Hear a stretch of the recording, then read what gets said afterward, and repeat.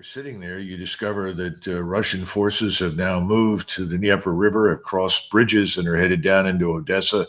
And at the same time, Russian forces are now breaking out of Bakhmut and headed towards Kharkiv, ready to turn. They see Russia as a major power, someone with whom we want to do business, someone with whom we want to get along, someone who has legitimate security interests.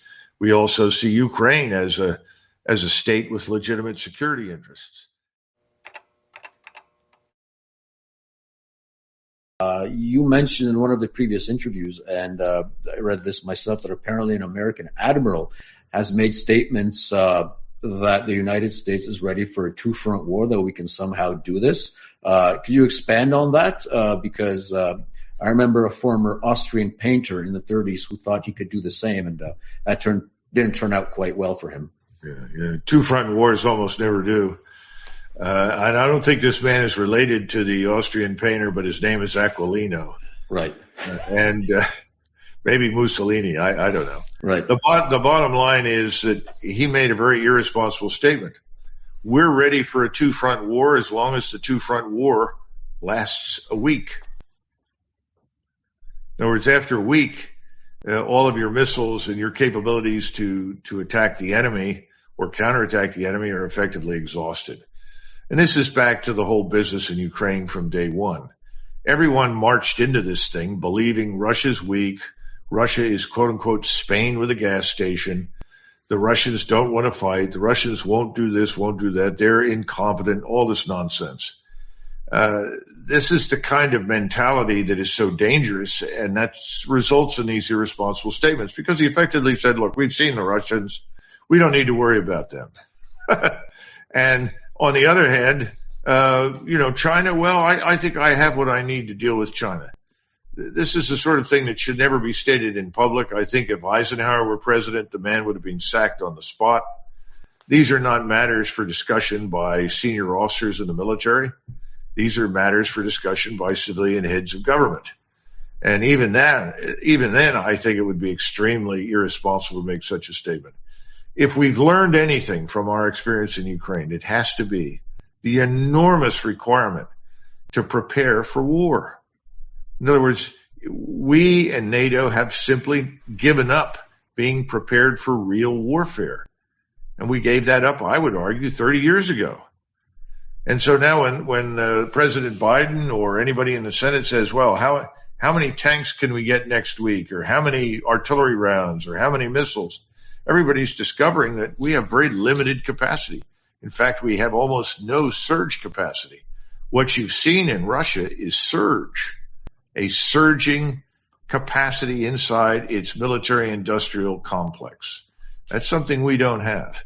I'm sure the Chinese could do it. But if we're going to talk stupidly about conflict with people in the future, we'd better go back and examine what we can actually do. So I think this admiral should have kept his mouth shut. Because as I say, as long as it lasts a week, we can do anything. After a week, we're in a lot of trouble. I think it might have been on the Duran with Amir Kurz and us, Christopher. There was one of the gentlemen made a statement that apparently there's only one factory in the United States that produces tanks. I don't know if you can corroborate that. Apparently somewhere in the south. That's true. That's true. Right. Mm-hmm. So you're talking about a surge whereby the Russians are in effect for a few months now in war economy mode, and we're still, the West in general, still in a mode like George W. Bush after 9/11. Go shopping, have fun, enjoy your freedoms. Nothing's changed. So it's the same dynamic basically, but the chickens are coming home to roost for sure. And it's interesting that I think both of these summits, because the NATO summit that's going to be taking place in Vilnius is also scheduled for June. And the BRICS associated summit, the St. Petersburg Economic Forum, is going to take place also in June. So we're going to be seeing two parallel universes, in my opinion, one based in reality on the potential of what could be without Western dominance, and a bunch of people, well, maybe Erdogan will be the exception, but I don't think he's going to be having too much fun at the deliberations, along with Orban, of patting themselves on the back and saying, yeah, we just need to do a little bit more, but wait a minute, on the other hand, we can't give any more. So I think there might be a lot of comedy coming out of this NATO summit, because apart from printed money, there's not much else that I mean, nobody's considering nuclear weapons, obviously. Some people are talking F-16s, but I've noticed that there's less military officer input into what we can give Ukraine, as was the case for the first couple of months, where you had officers talking, yeah, we should give this, this, and this, and politicians, just civilians, saying yes, like Rishi Sunak right now making that agreement. I think it was with the Netherlands. Yes, we're going to be procuring and sending F-16. So now it's just become a war totally devoid of any input from possibly officers, and it's just a political power play at this point. Because I mean, what are you going to do with those F-16s, right, in Ukraine? Well, imagine if you're sitting in Vilnius or in St. Petersburg, and while you're sitting there, you discover that Russian forces have now moved to the Dnieper River, have crossed bridges, and are headed down into Odessa. And at the same time, Russian forces are now breaking out of Bakhmut and headed towards Kharkiv, ready to turn west towards the river again, where Kiev sits. Remember, the Russians also destroyed one of the most important bridges over the river that borders Ukraine and Moldova. Right. Nobody paid any attention to that. There are actually two bridges. One's a rail bridge, and then there's a traffic bridge. Traffic bridge is extremely important because it can sustain and hold and carry all the heavy military traffic. With that out of business, you're not going to get into Ukraine from the southwest of Ukraine anymore. And listen, we've got a lot of troops in Romania. There was lots of talk about moving through Moldova and down into Ukraine. I think that's gone. That option is gone. If we try to do it, it would be disastrous. So that leaves Poland as the single theater where you've got lots of American troops and lots of Polish troops.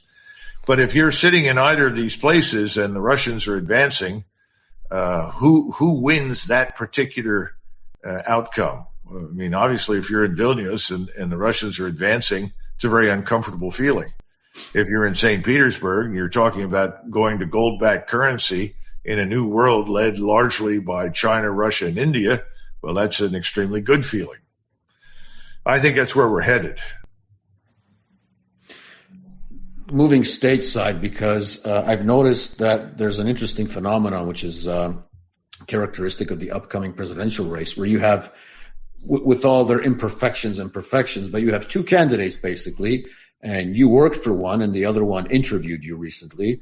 We're talking about Donald Trump and Robert Kennedy Jr., and they're framing the situation in basically the terms that we discuss here on Votum TV and a lot of other dissidents discuss with you and in other channels and podcasts. But when Trump was asked recently at that CNN town hall, whose side are you rooting for?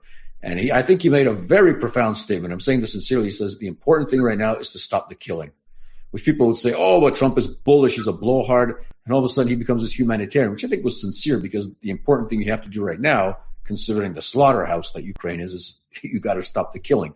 And then you have Robert Kennedy Jr., who's going even deeper into the issues and talking about NATO expansion and all the other aspects that contributed to this war. And I'm thinking, if that isn't a sign in some way, obviously, that some good can still happen in the political realm in the United States, especially that, Donald Trump has been exonerated right now.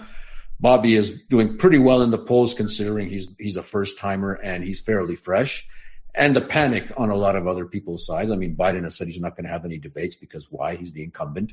Are you seeing any political signs of hope in the United States on the level of electoral politics, having to consider they have two candidates who are basically speaking our speak, so to say, or the truth on Ukraine and Russia? Well, I think both men, Robert Kennedy Jr. and Donald Trump, understand that for Americans, for us, this is not a question of sides. But you're talking about men who have not decided that Russia is the mortal enemy of all things good on the planet. In other words, they see Russia as a major power, someone with whom we want to do business, someone with whom we want to get along, someone who has legitimate security interests. We also see Ukraine as a state with legitimate security interests. And so they've come to the conclusion, this is not about winning and losing anymore. It's about stop the bleeding and halt the killing if you can do it. That's a good sign. And I think it's very sincere. There is no one in Washington that I am aware of who is interested in that. They are all opposed to it. Now, when I say all, I'm sure you can find some Republicans and a handful of Democrats that agree with both RFK and Donald Trump, but the vast majority of people here don't. And remember, no one wants to stand up and say, gee, we miscalculated. We didn't understand what we were doing. Remember, we finally said that in the 70s after Vietnam had ended. McNamara said, well, we didn't understand the culture. Well, you idiot. There were a lot of people that understood exactly what was going on. You wouldn't listen to them. That's the same problem now. Now, beyond that, you've got a different kind of problem. I don't know if anybody there has followed Governor DeSantis, who was being lauded as a potential Republican candidate. He was, of course, endorsed by George Soros. And unsurprisingly, after saying initially we have no vital strategic interest in Ukraine that would justify the use of American military power there or any involvement, 2.5 days later, he came back. Oh, I was wrong. My donors called me and told me I was wrong. Right now, we have government by donors, rich, powerful figures on the left, huge quantities of money who are pouring it in to whomever they need to get the outcome they want. So the whole Republican facade that we are somehow or another essentially democratic has fallen. I think people are beginning to see, how do you elect yourself out of this mess? I don't know. I mean, this is something we're going to find out over the next 12 to 24 months. Can we actually hold fair and free elections that are not corrupted? I mean, how do you get around this absentee ballot insanity?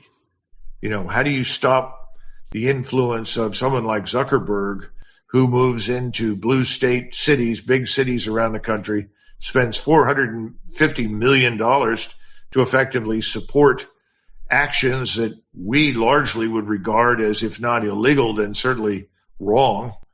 And in some cases, you know, the stuffing of ballot boxes with large numbers of absentee ballots.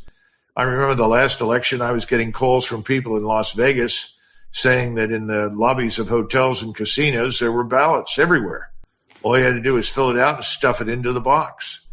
No one bothered to look carefully at any of it. So the question is, can we even hold an election that's going to be valid in the thinking and the eyes of the American people? That I don't know.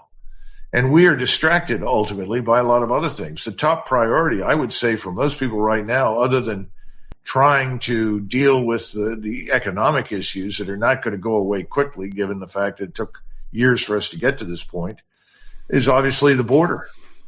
No security for the country on its borders. People are being brought in. I mean, you and others have pointed out how well Ukrainian refugees have been treated. Well, I would tell you that these people coming into the country are receiving benefits and support that Americans can't get. It's very strange.